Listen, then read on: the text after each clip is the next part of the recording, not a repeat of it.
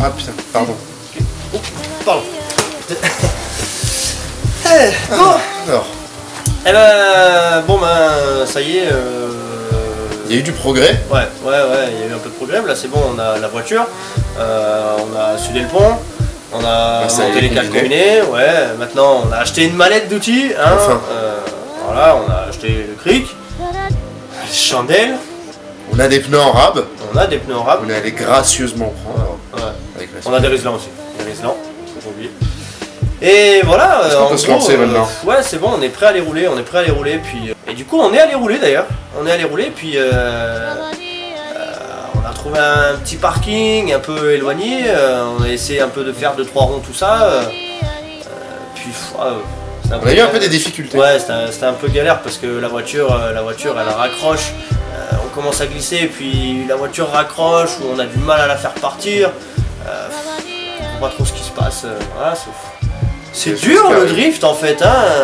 Ouais, non, c'est un peu dur. Du coup, et c'est là qu'il y a les petites astuces. Eh ouais, les petites astuces. Donc aujourd'hui, petite astuce, on va dire pour tricher un peu, ou pas pour tricher, mais pour faciliter un peu les débuts dans le drift. Donc on va parler un peu de réglage châssis, tout en restant dans la limite de ce qu'on a, donc des combinés à pas cher, un châssis quasiment d'origine.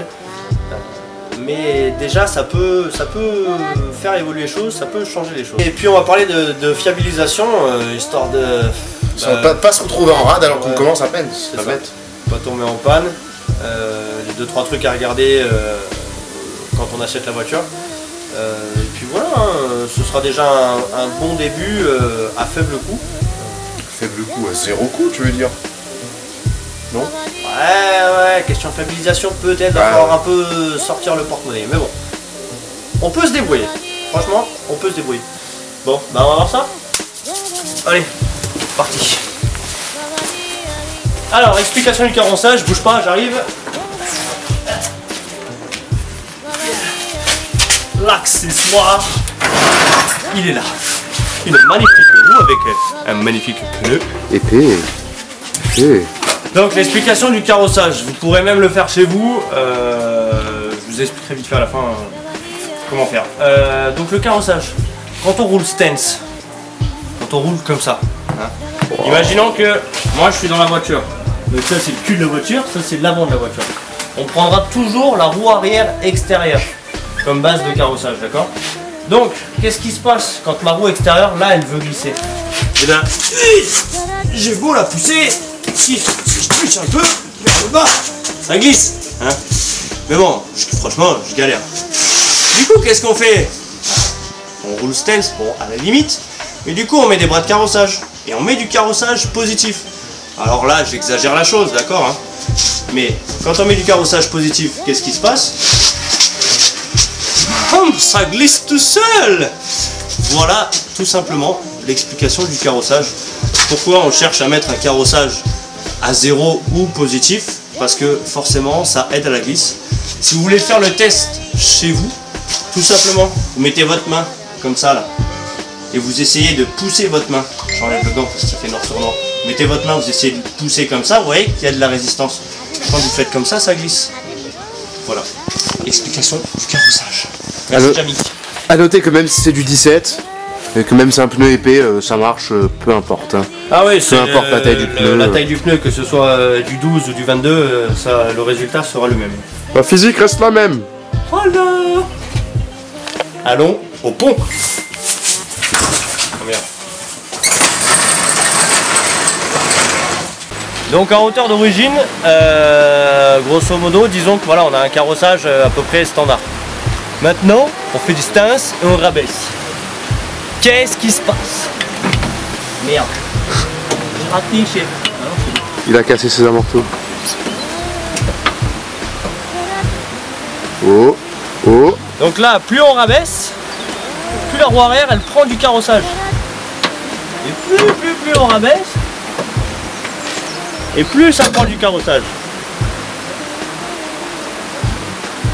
Voilà pourquoi rouler stance, ben, ça aide pas à débuter dans le drift. Parce que le carrossage, on l'a vu tout à l'heure, pour le drift, ça aide pas. Donc, on essaye de garder une hauteur merde. J'ai buté un doigt. Ça va. Je vais garder une hauteur à peu près standard, on va dire. Même un petit peu rabaissé en jouant un peu sur le réglage du carrossage, mais voilà pourquoi il faut pas rouler vraiment trop bas, ou alors il faut, si vous voulez vraiment rouler bas pour débuter dans le drift, pour faire du tuning, le mieux c'est d'acheter les barres de réglage de carrossage. Voilà, ça doit coûter ça coûte 100, 120 €, je crois, quelque chose comme ça. Voilà pour le carrossage. Ok, concernant le réglage avant, le carrossage, alors bon, quand vous débutez, le carrossage avant, c'est surtout pour faire du tuning, hein, qu'on se le dise, parce que l'angle de braquage d'origine, bon, il fait pas grand chose. Mais je vais quand même vous expliquer pourquoi en drift on met du carrossage négatif assez prononcé. Je vais vous le montrer en fait, parce qu'en fait, d'origine, bon là, sur ma voiture, il y a déjà un carrossage avant qui est très prononcé. Je sais pas exactement, j'ai pas fait la géo encore, mais je dois avoir au moins 6-7 degrés de carrossage, voire peut-être plus. Ce qu'il y a, c'est que quand en drift on est toujours en travers, donc on braque la roue, et plus on braque la roue en fait, et plus on s'aperçoit qu'elle redevient droite, et puis à un moment donné on s'aperçoit qu'en fait le carrossage il va dans l'autre sens, c'est à dire qu'on prend du carrossage positif. Voilà pourquoi en drift en fait, et ben, de base, on met un défaut au carrossage en mettant du carrossage négatif, donc le haut de la roue vers l'intérieur de la voiture, pour que quand on braque en fait, la roue on va dire soit presque en braquage à fond, la roue soit le plus droit possible pour que le train avant adhère à la roue, quoi. Donc voilà pourquoi en drift on met du carrossage. C'est pas que pour faire du tuning, ça a une réelle utilité.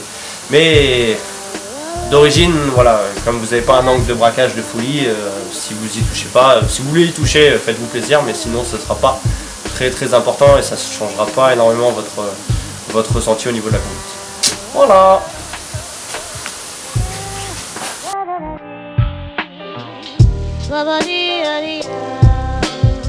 Bon, donc après avoir vu comment fonctionnait le carrossage à l'arrière, donc le carrossage, ça se passe sur ce bras là, voilà, c'est le bras de carrossage sur BM.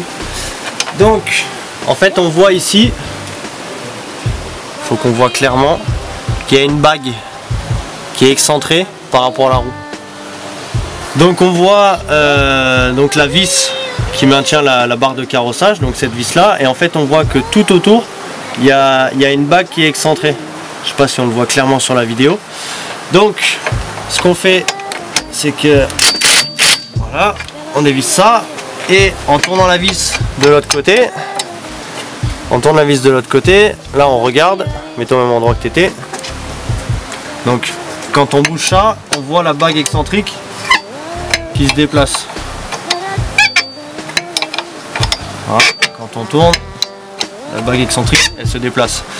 Donc le réglage, là on voit que la bague excentrique est dirigée vers l'intérieur de la voiture, ce qui donne un carrossage négatif à la roue, c'est-à-dire que la roue elle est comme ça. Plus c'est épais ici, plus la roue va avoir un carrossage négatif. Donc le but, comme on a vu tout à l'heure, c'est d'avoir un carrossage le plus positif possible. Donc qu'est-ce qu'on fait? On met l'excentrique vers l'extérieur de la voiture. Et quand on met l'excentrique vers l'extérieur de la voiture, en fait ça ramène toute la fusée arrière à l'intérieur. Donc en fait ça remet la roue droite. Et voilà. Donc là on voit, on est au plus près sur la bague excentrique. On resserre.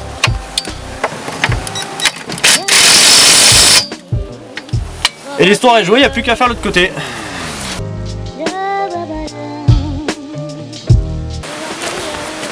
Bon, niveau fiabilisation. Bon, ça reste BM, c'est fiable. Mais il y a moyen de faire 2-3 modifs. Toujours en panne. Ouais. Je trouve pas le trou, il y a la garnison, faudra enlever ça là. Voilà. Toujours modèle rouge, Ferrari. Oh, vous vous souvenez tous de la bête vaillante, du cœur vaillant. Donc, fiabilisation, franchement, le seul truc simple niveau fiabilisation, c'est changer ça, ce radia. Alors, le changer dans quel cas? Si vous n'avez pas de clim, si d'origine la voiture n'est pas équipée d'une clim, vous avez un petit radiateur. Je sais pas comment vous montrer ça, mais en fait, sur BM, les radiateurs de voitures non climatisées sont plus petits que les BM équipés de climatisation. Donc ça, vous en trouvez sur le bon coin, à la caisse, ou je sais pas, vous trouvez cherchez un radiateur pour BM avec climatisation. Après, il faut faire les trucs de base. Avant de partir en session, qu'est-ce qu'on fait? On vérifie le niveau d'huile, là-bas. Voilà, on vérifie le niveau d'huile, ça, il n'y a rien de très compliqué. On vérifie le niveau de liquide. Le niveau d'eau, bien sûr. Très le important. Bouchon, on l'ouvre à froid, parce que sinon ça pète dans la gueule. Et puis voilà, on vérifie que tout est bien serré, qu'il n'y a pas de problème.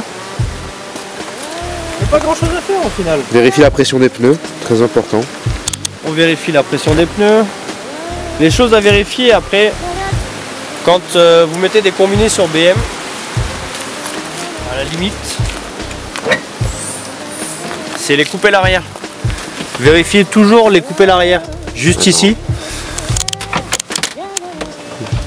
Donc vérifiez les coupelles arrière, juste là. Je vous dis pas de regarder tous les jours, mais regardez de temps en temps, vérifiez qu'elles se fissurent pas, parce que c'est déjà arrivé que Anto par exemple fissure la carrosserie à ce niveau là, au niveau des coupelles arrière. Bon. Le second point, Ça m'a pas l'air mal. non, ils vont bien les tiennes. Et les seconds points, bon là on peut pas vous le montrer, c'est les supports de berceau arrière. C'est connu, les supports de berceau arrière sur E36, ils s'arrachent sur E46 aussi d'ailleurs. Ça, en passant sous la voiture, vous avez le berceau arrière, il est fixé par 4 vis. Vous regardez surtout au niveau de l'avant droit. En général, c'est là que ça se fissure. Bon, malheureusement, si c'est fissuré, la réparation risque de coûter un peu cher. La pièce coûte rien, ça coûte 80 €. Par contre, il faut tomber le train arrière. Il faut faire souder des platines de renfort. Je vais faire une vidéo plus tard d'un renfort de train arrière, mais c'est vrai que si ça vous arrive, ça risque de vous coûter un peu cher. Et puis bah voilà. Hein. Manque plus qu'un pont et elle est prête à les rouler.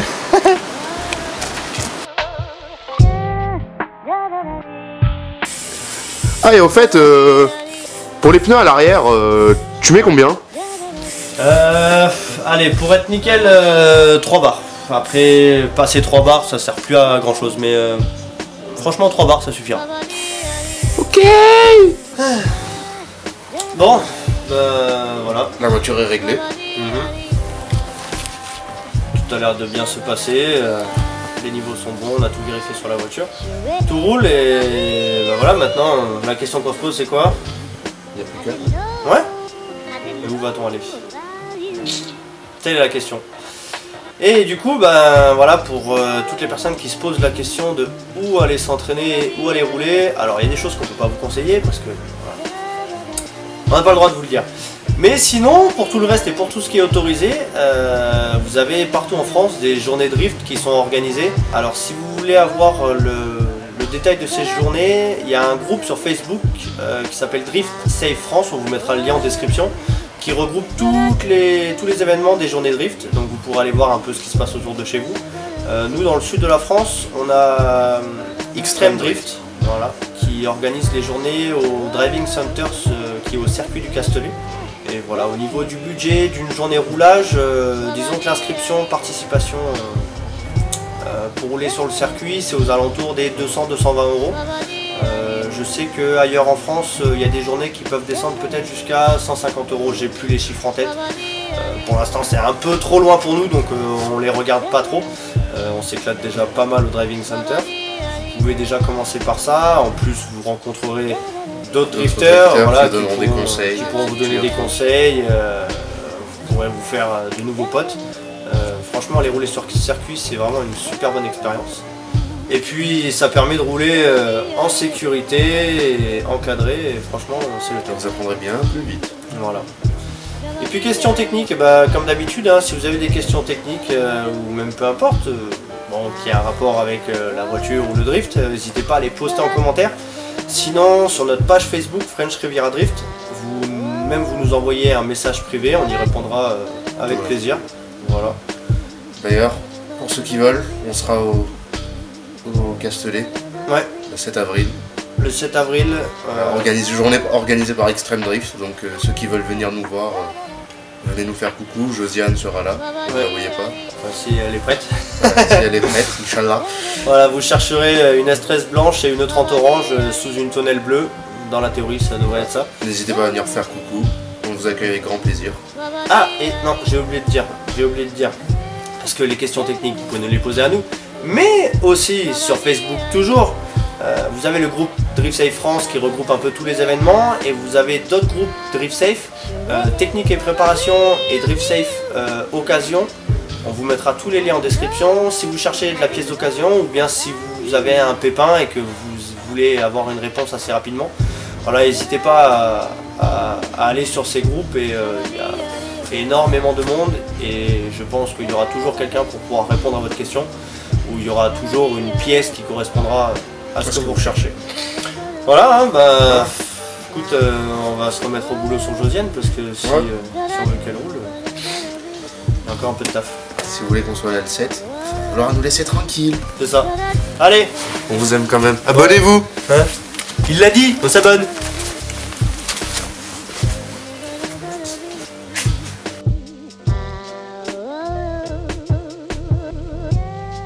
Donc on va parler un poil de fiabilisation aujourd'hui. Ça va être...